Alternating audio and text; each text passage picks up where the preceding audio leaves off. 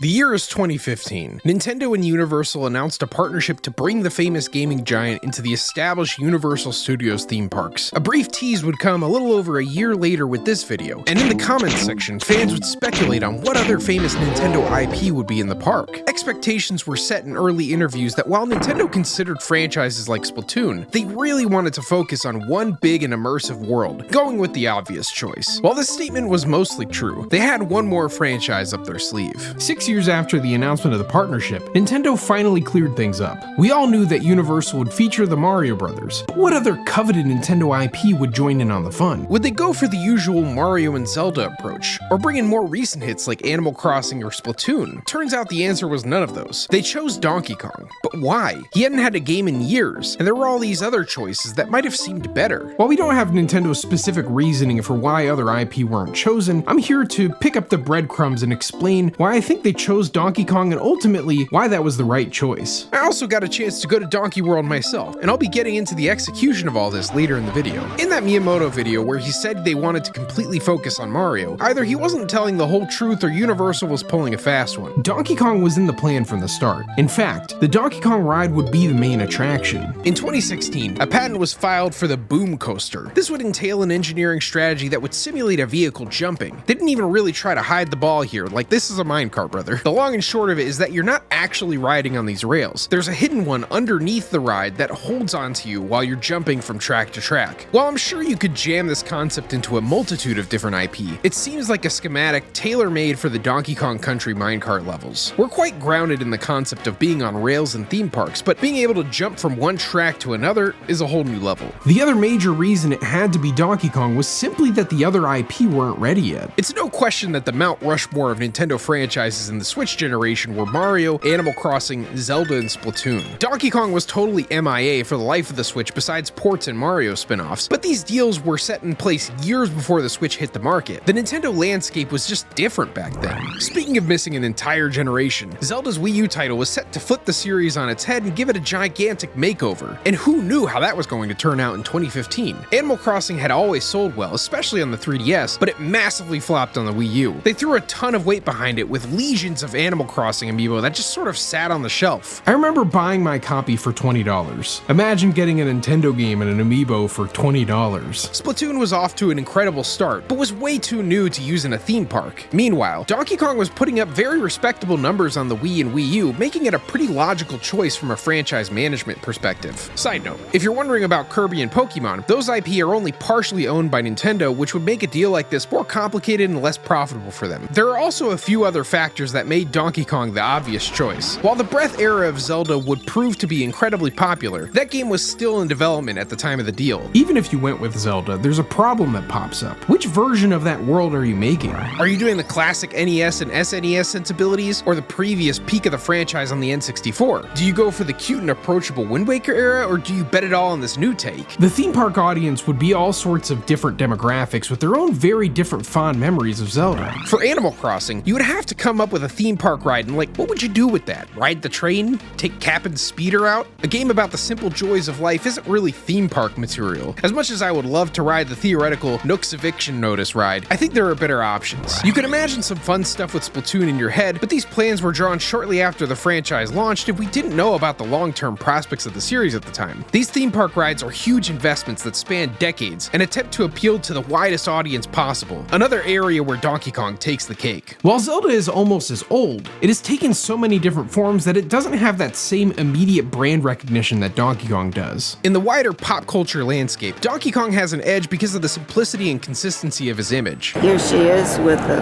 magic arm. Not to mention his impending debut in the top-grossing video game movie of all time. I think with Sonic 3 and Minecraft coming and going, that record isn't going anywhere for a while. Mario Galaxy might pass them, but you know, that's potato.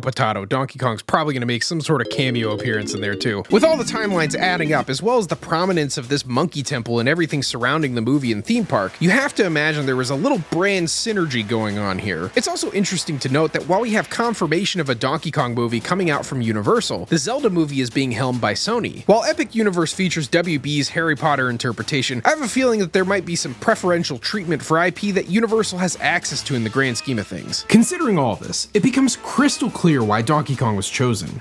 It's also part of a very long game Nintendo has been playing to put Donkey Donkey Kong back up on their Mount Rushmore of tentpole IP. Between 2015 and 2017, they greenlit a theme park, movie appearance, and EPD Tokyo game. It's wild to see how much has been brewing behind the scenes for DK, and I'm eager to see if it pays off. So that's why we got Donkey Kong Country rather than any other Nintendo IP. While I would love to see a dozen more rides based on Star Fox, F-Zero, Metroid, and Zelda 2, there's a lot of harsh realities in this theme park business with cost and real estate, so it'll be a long time before we see other Nintendo brands represented in a similar big way. All that being said, you might be wondering how they pulled it off. Let's talk about it. I got the chance to visit Epic for one day as a birthday treat for my son and his nephew. My son and his nephew? What does that even mean? I got the chance to visit Epic for one day as a birthday treat for my son and my nephew. I teamed up with my brother-in-law, a frequent flyer of these sorts of theme parks. He's a Florida man. Donkey World. After a long drive, we stayed at a hotel walking distance from Epic Universe. Getting there the night before was nice. We got a chance to pick up some very expensive power-up bands. DK for me and Diddy for the little guy. There's an app that corresponds with all the theme park activities, and it's a nice thing to explore in between rides. We're allowed to hit the park an hour early the next day, and man, it was packed already. I'm not huge on crowds, but I gotta say it was kind of neat to see just how mainstream video games have become. While I wanted to beeline to Donkey World, they didn't open that part of the park early for reasons we will discuss. That's what we in the biz like to call a little foreshadowing, gamers. We hit the Mario Kart ride first, trying to avoid the whole waiting game. They sell express passes for nosebleed-inducing sums of money, so we went to the regular lines with all our other fellow brokies. I'll throw in a bit about Mario at the end for those who care about it, but let's keep the spotlight on our boy. We got out of Mario Kart in time to hop in line for Minecart Madness, the main Donkey Kong attraction. It's at the back of Donkey Kong Country, and man, there is a tangible wow factor to the way that this part of the park came out. Mario feels very out of this world with all the plastic surfaces, but Donkey Kong Country? It fits like a glove in Orlando, Florida. All the foliage, the weather, the relentless sun beating down on you, it feels like a jungle. You got DK's house, Funky's plane, a Rambi box, all the staples from one very specific Donkey Kong game and no others. In the back, they went with the temple aesthetic, which I always thought was one of the stronger aspects of Retro's Donkey Kong World. There's a bunch of other stuff to do around the park, but we rushed into the line because of the expected wait times. It was estimated to be 40 minutes, which didn't seem too bad until they made an announcement. The ride was broken. So before I mentioned how Donkey Kong was the plan from the start, and I wasn't kidding. Along with that 2016 patent, Coaster Studios saw parts of the track being manufactured in 2018. They did a cool video on the ride, and I'll link that at the end of this one. It took the entire Switch generation to build this ride because it exhibits some cutting-edge technology. While that made the ride really interesting, it also makes it really prone to issues. My brother-in-law went to the pre-opening of the park and couldn't ride Donkey Kong on the day that he stayed. Determined to hit this ride, we waited in the jungle. There wasn't much to look at here. While the outside of the ride featured a lot of elements from the temple world, the inside more so resembled the Kong temples throughout Donkey Kong Country Returns. There are some nice touches like these DK barrels you can scan, hieroglyphics exhibiting arcade Donkey Kong, among other imagery. We watched countless people give up while we waited, wondering if they were ever going to figure this ride out. After a while, the kids started to groan that they didn't care about the ride and they just wanted to goof around, but we had to teach them the hard lesson of sunk cost fallacy. No risk it, no biscuit, I said, patting my son's head and admiring someone's Funky Kong shirt. I'm kidding. We told him we'd wait 10 more minutes and then bounce. As the timer went off and I turned my back,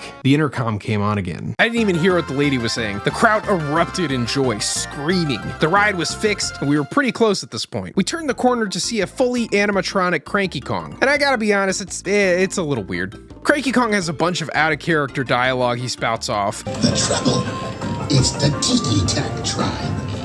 Those good-for-nothing dumb drums have broken it. His voice casting is okay, I guess, but it just feels like Nintendo sent someone who never played Donkey Kong a picture of Cranky and just told him to go wild. It's odd because this could have been a total slam dunk moment. Just imagine this with me. You have the Cranky Kong animatronic set up to rock back and forth, talking smack about Donkey Kong. He could still serve a functional role of preparing people for the ride while staying in character. He could have hurled miscellaneous insults about people's clothes or hair too. It could have been so easy. Oh yeah, Squawks is there too. I didn't spend too much time around Cranky with the line moving so fast, but as we got closer, we saw a lot of other cool bits of decoration. As we turned the last corner to board the ride, we saw Dixie Kong. The animatronics look great, although it kind of looks like her arm is melting.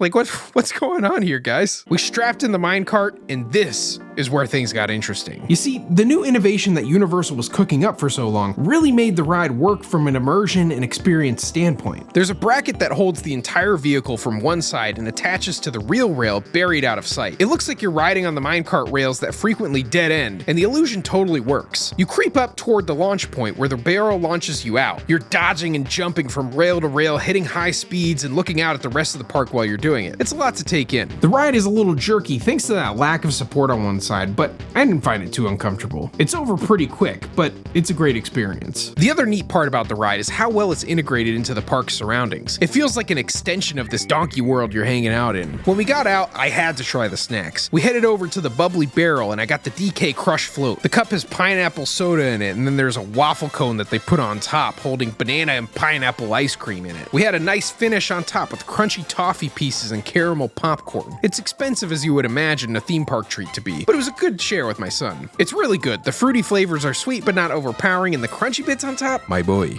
The way they work the character onto the spoon is neat too. A lot of merch tie-ins have giant obnoxious character heads or logos, but the DK barrel mug here just feels natural. It's nice. I got this extra mug that I was really excited about, but now I'm not exactly sure what to do with it because it can't hold coffee. I was curious about the DK Glizzy, so I looked at all the restaurants on the map and discovered something terrifying. There is no DK Glizzy. It's not at the Bubbly Barrel, it's not at the Mario restaurants, it's not at the hot dog stand. The DK Glizzy is nowhere to be found. My disappointment is immeasurable, and my day is ruined. I just turned my back and walked out of the park all the way home. I'm kidding, but man, the DK Glizzy looked cool. I don't even like hot dogs, but look at this. It's apparently only in Japan, and that needs to change. Maybe King K. Rool got tired of golden bananas and went after the obvious next best thing, the DK Glizzy.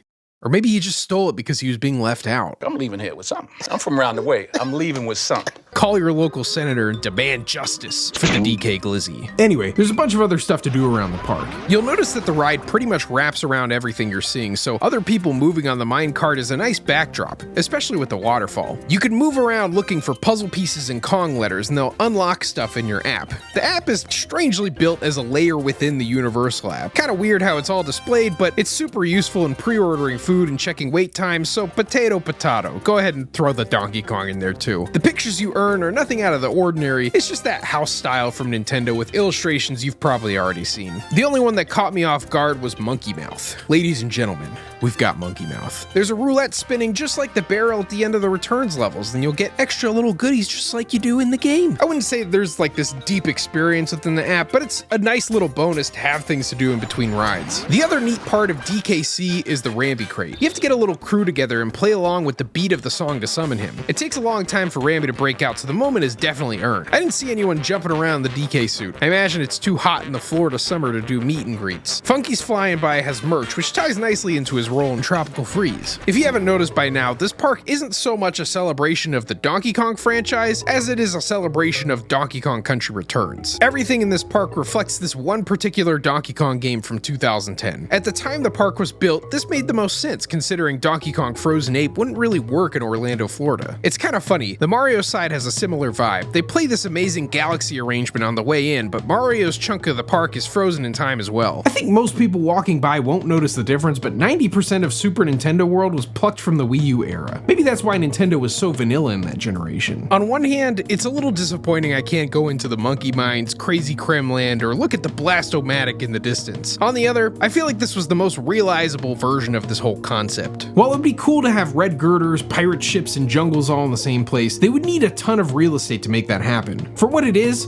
Returns does fit really well into this park. It's cartoony and approachable with that trademark sense of immersion. It's definitely not my favorite DK game in terms of aesthetic, but it seems tailor-made for the gigantic general audience attending the park. I'd say the same for Mario. Say what you will about 3D Land and World, but those Mario games feel the most pure in terms of what Mario represents, even though I'm more partial to his more wacky adventures on the moon and in New Donk City. So it's bittersweet in a sense. I would favor some sort of theoretical theoretical DK park made in the 90s, but at the same time, I'm not sure you could really capture the je ne sais quoi of that original DKC trilogy. So don't come here looking for something that it's not, but it's incredible for what it is. I have some B-roll playing here, but don't get it twisted. Videos don't fully capture the sense of immersion that is in these parks. I went back and forth a bunch of times throughout the long day I had there and never got tired of that moment you emerge from each tunnel. At the entrance and exit of Donkey World, you have the opportunity to go into generational debt for merch. The selection we got here?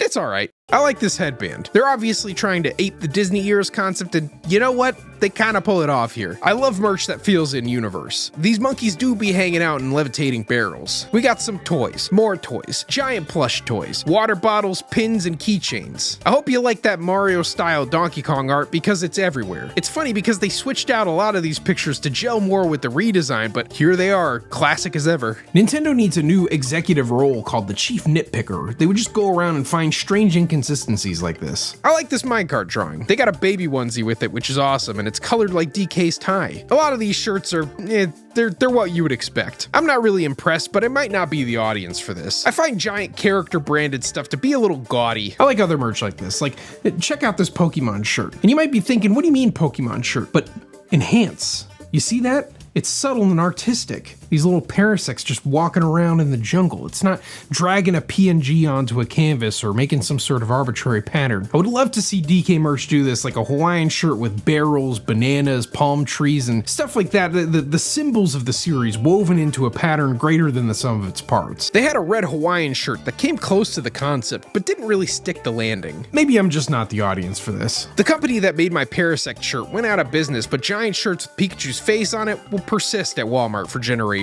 Anyway, they have a bunch of other toys, mugs, and keychains all sporting that same art style. What did I snag? Well, I got a bag. I didn't really pack properly, so this came in handy on our first night. It's a neat set of renders with the gang all here, although it would have been nice for Rambi and Squawks to get a little freshening up rather than being just tossed in there. It's got Mario Kart stuff on the back. I forgot to pack a hat, so this one came in handy. It has this banana pattern that shows up when it's wet. The little guys on the trip really found that fascinating. It's simple and plain, and I really like it. I got the headband as an addition to our little TV studio here and snagged this bag. It's colored and shaped like a banana with these little flares on the side and on the zipper. There's even a funny little pattern inside. You put all that together with the hat and you're swagger maxing. I also got this Diddy Kong. I was trying to get some gifts for my other kids and this seemed cute. I like the banana coin touch. My favorite buy were these decals. I don't know where I'm gonna put them, but these illustrations are great. Along with the mug and power bands I mentioned earlier, I'd like to say that we made out like Bluster Kong raiding his mom's bank account. I know I spent a long time dissecting this like a nerd. What can I say? That's the Kong compendium in a coconut shell. But what I do want to bookend this whole thing with is the perspective that I was absolutely ecstatic about the whole experience. I can't describe how neat it is to see the palpable excitement around me for Donkey Kong. The park is gorgeous and a great time. A grand way to celebrate a couple of birthdays. I would recommend hitting this park at some point if you can make the pilgrimage to Japan or Florida. I don't think they have it anywhere else. That's just a chunk of Epic Universe though. The dragon stuff is awesome and I'm sure the Harry Potter people will like the Harry Potter stuff. There's this cute platypus guy. We skipped Dark Universe, but it seems like there's a lot to see there as well. We spent 14 straight hours in the park, and the kids had a blast. Last but not least, let me briefly talk about the Mario stuff for those of you who are interested. Much like the DK part, this is incredibly immersive. It's like jumping straight into Mario 3D Land. As the 1% of Mario fans who like those games more than the exploratory ones, it was really cool to see it come to life, and it feels like the best version of Mario for a theme park. They have a ton of animatronics running around as well as a multitude of little challenges to tackle with your crew. If you beat enough of them, you unlock a Bowser Jr. attraction. Like, seriously, they won't let you in until you've beaten them. Inside, you play a game that controls kind of like a Kinect game, but I don't want to undersell it. It is actually a lot of fun. The Mario Kart ride was pretty cool too. I liked all the elements of Mario Kart 8 they brought to life, like the Mii costumes. I will say it was a little weird to walk through here months after Mario Kart World released with a totally different aesthetic and identity, but I'm sure most people won't think too hard about it. See, even Super Nintendo World doesn't want to move on to Mario Kart World. Yoshi gets a ride, and man, they went big on the design of the waiting room. I love that classic Yoshi's Island art style, even if that art style was originally for a Donkey Kong game. The ride has some of the Yoshis from New Super U and Captain Toad, a true celebration of the few and proud Wii U owners. The rides are cool, but I think the real selling point is just taking the sights in. The kids could not walk past blocks without punching them. It's so surreal to be inside a pipe or walking through Peach's castle. The food is pretty cool too. There's a Toad-themed restaurant with fake windows to show the mundane life of a Toad village. They serve some of those Japanese-style dishes, emphasizing the presentation to wild levels. Like I said with Donkey Kong, this version of Mario is sort of frozen in time, representing the Wii U generation. You're not going to find a whole lot of stuff from other eras, but they sprinkle in some little things, like these paintings from Mario 64 DS, or Bowser Jr. having his classic paintbrush. I think I heard an Odyssey track playing at one point as well. They had this one part in the waiting dungeon of Mario Kart where they had a storybook opened with a normal Mario on it. Like seriously, easy peasy slam dunk, just put Paper Mario there. It's a storybook! Why? Give me money, Nintendo. I can do this work for you. Oh, I forgot to mention, one of my favorite parts of the park was the way they peppered Pikmin in. The idea feels right at home in the Pikmin universe, that these little guys have always been here and they're just doing their little tasks. Miyamoto is as committed to making Pikmin popular as he is to breathing. As the #1 Louis fan, I salute him. Anyway, that's Donkey World. It's a good time and really vindicating to see Donkey Kong take center stage in pop culture again. While there's room to dream of different scenarios of what could have been, what we have here is a really fun time, especially with your family and friends.